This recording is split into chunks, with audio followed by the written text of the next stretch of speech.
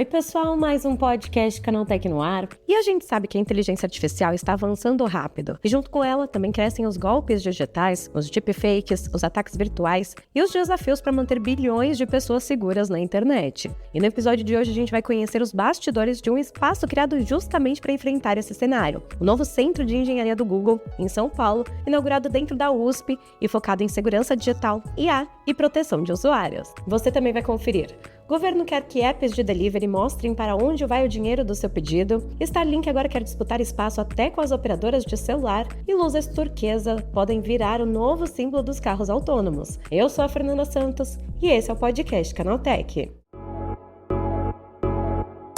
Bora entrar no tema do episódio? Para entender melhor como tudo isso funciona na prática, o repórter Marcelo Fischer conversou com Alex Freire, diretor sênior e líder do Centro de Engenharia do Google em São Paulo. E a entrevista foi gravada diretamente durante a inauguração do novo espaço do Google. E na conversa, o Alex explica como os times brasileiros ajudam a proteger plataformas como Gmail, Maps e Gemini, fala sobre o uso da inteligência artificial no combate a ataques digitais e comenta como o Google está trabalhando junto de universidades brasileiras para desenvolver pesquisas em IA responsável. Olha só. Queria perguntar sobre... Esse aqui é o segundo centro de engenharia que a gente tem do Google no Brasil, o primeiro lá em Belo Horizonte. Os primeiros funcionários já chegam agora em julho, como vocês comentaram. Eu queria entender como que esse escritório de São Paulo vai colaborar com o time que já é veterano lá de BH e, enfim, impactar todos os usuários do Google, todo mundo que pode ser impactado por alguma inovação que saia desses centros brasileiros. Cara, eu acho que por mais que a gente se muda para o escritório em julho, a equipe em São Paulo ela já tem mais de 3 anos e meio que a gente está já se preparando, né, fazendo o trabalho. E para começar a equipe aqui, a gente contou com a experiência, com a senioridade do pessoal em Belo Horizonte, que tem 20 anos de Google, né? Então, entre os primeiros 5 engenheiros que estavam aqui em São Paulo, um veio de Belo Horizonte para trazer justamente o conhecimento que ele tinha, a cultura, e ajudar para que todos os novos funcionários aprendessem o que é ser uma pessoa que faz engenharia de software no nível do Google, na escala do Google. Então a gente tem esse privilégio de poder estar muito próximo ali, o que ajudou a gente a acelerar o crescimento de São Paulo, né? Então a gente conseguiu chegar nesse tamanho só porque a gente estava apoiado pelo pessoal ali de BH e, claro, de escritórios ao redor do mundo. A gente trabalha muito próximo ainda hoje em dia.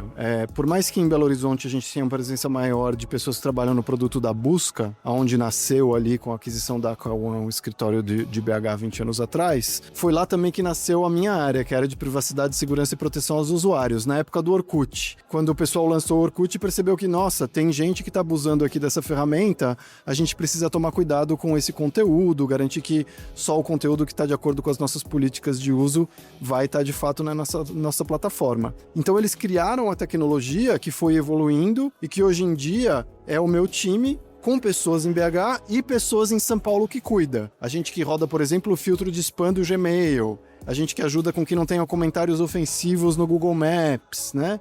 E essa tecnologia é construída em parceria com essas equipes que estão distribuídas de forma geográfica, um pessoal em BH, um pessoal aqui, mas tem gente também nos Estados Unidos, na Europa, que complementam essa solução complexa. Perfeito. Então, quem pensa que na época do Orkut não estavam pensando em coisa de cibersegurança, já estava rolando há muito tempo também. E esse novo espaço, ele abriga também o Google Safety Engineer Center, o GSEC, e que é o primeiro da América Latina, certo? Hoje vocês têm 13 plataformas com mais de 1 bilhão de usuários, e eu queria entender quais que são os principais tipos de ameaças cibernéticas que o time aqui de São Paulo vai priorizar como inteligência artificial trabalhando junto nesse desenvolvimento de seguranças para a internet. Então, qual vai ser o foco aqui para a proteção dos usuários em específico usando inteligência artificial? O nosso GSEC aqui em São Paulo, ele vai ter 2 focos principais. Um deles é essa área que eu falei, que é a proteção aos usuários. Então a gente trabalha com todos esses produtos do Google para garantir que se tem um conteúdo que é gerado por um usuário, esse conteúdo não é abusivo, né?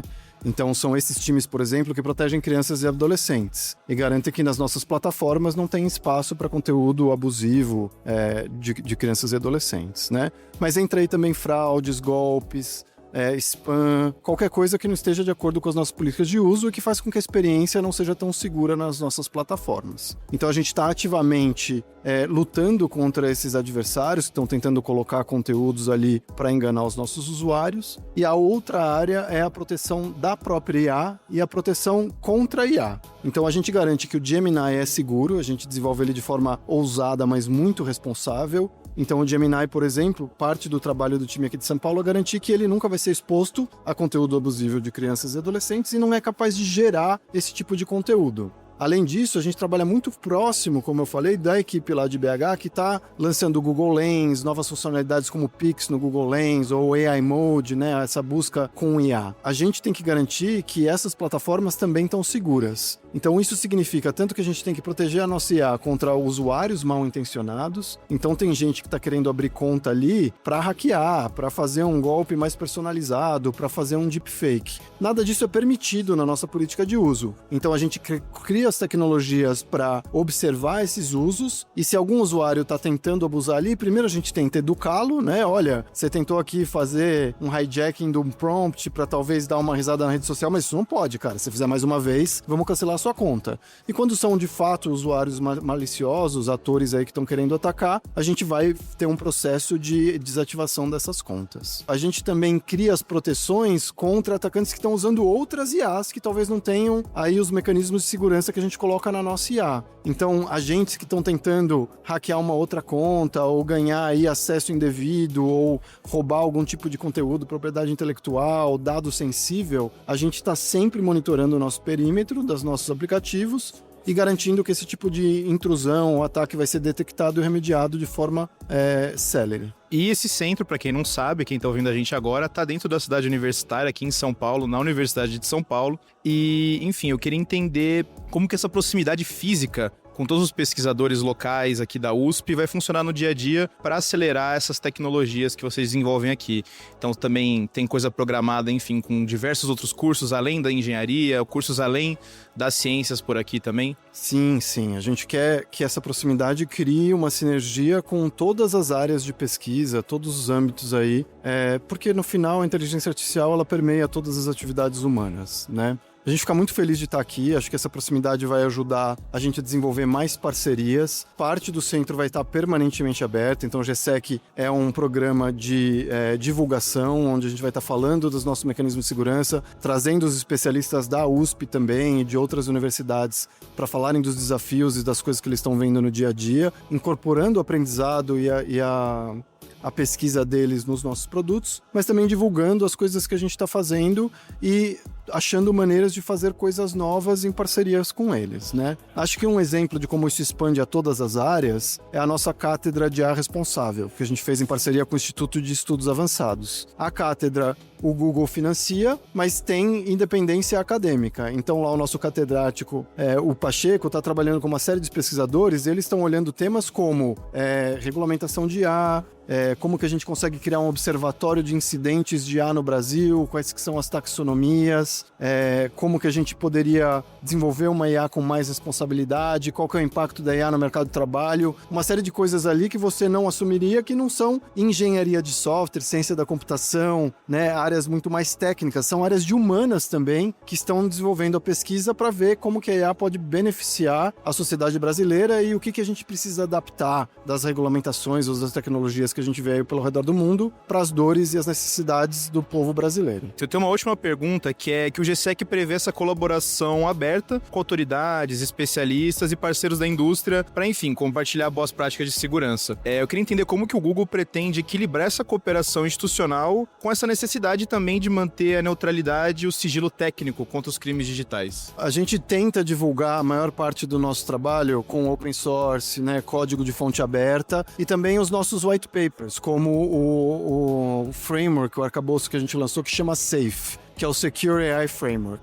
Então ali o que a gente faz? A gente pega todas as práticas de segurança para criar uma IA responsável, como que coisas que a gente adota aqui no Google, os nossos princípios de segurança por design, privacidade desde o princípio, e a gente publica isso de forma aberta para que toda a indústria possa também aprender e se alavancar das nossas práticas. A gente faz parcerias com a academia, mas também com várias outras empresas da indústria para fazer essa divulgação. É claro que a gente não quer divulgar os detalhes de como a gente está fazendo um mecanismo de detecção de ataques, ou, por exemplo, como que funciona o nosso algoritmo de verificação biométrica, né? Porque esse tipo de coisa você pode entregar de mão beijada ali para um atacante as maneiras de subverter. Mas a gente gosta de trabalhar com padrões abertos e da indústria. Então, sei lá, a nossa chave de hardware ali, que você usa para fazer um segundo fator de autenticação, ela usa um padrão da indústria que é o FIDO, né? Então, a gente quer também poder trabalhar com esses formatos abertos, com código open source, para poder divulgar tudo que a gente faz. Mas também tem a nossa propriedade intelectual e tem as coisas que a gente faz internamente que a gente não divulga por medo de atacantes se beneficiarem aí de qualquer conhecimento a mais que eles possam ter. Mas a gente acredita muito mais em segurança através de zero confiança do que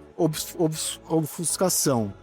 Os atacantes estão cada vez mais sofisticados. A IA também está ajudando eles a serem mais céleres e a gente luta fogo com fogo. Então a gente também usa a IA do nosso lado para fazer red teaming, para tentar atacar os nossos próprios produtos, achar essas falhas. A gente tem um time aqui no Brasil que é dedicado a achar falhas e corrigir elas em programas open source, do qual o Google depende. E ao fazer isso, a gente, claro, acaba tendo um benefício para o Google, mas beneficia a indústria toda, inclusive um monte de órgãos públicos e empresas privadas aqui no Brasil que dependem de open source, que vai ser mais seguro através do trabalho desse nosso time. Queria te agradecer mais uma vez pela entrevista e também parabenizar novamente por esse centro que ficou lindo. Espero que muita coisa boa saia daqui. Muito obrigado. Eu que agradeço. Um abraço a todos os ouvintes.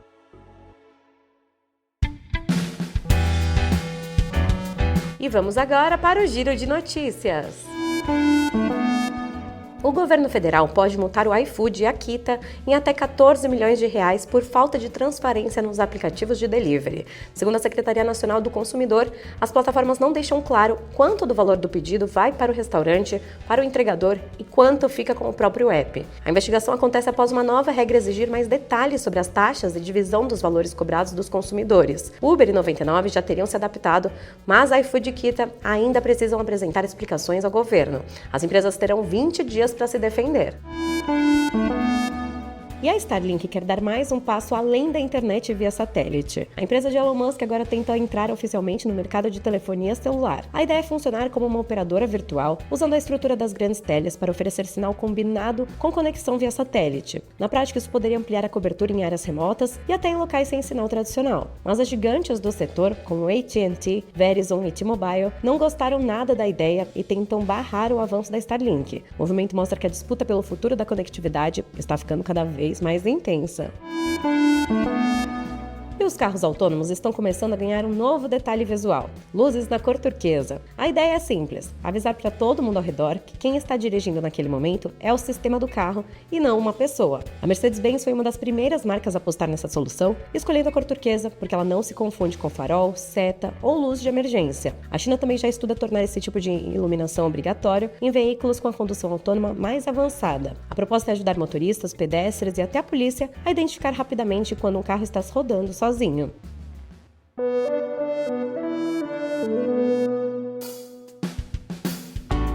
Então é isso, o podcast do Canaltech fica por aqui. Aproveite para seguir o Canaltech nas redes sociais e deixe uma avaliação no seu aplicativo de podcast preferido. Este podcast foi roteirizado e apresentado por Fernanda Santos e contou com reportagens de Bruno De Blasi, Nathan Vieira e Daniele Cassita. A trilha sonora é do Guilherme Zomer, a edição de Liv Estraza e a arte da capa é de Eric Teixeira. Você escuta o podcast do Canaltech de segunda a sábado. Até mais!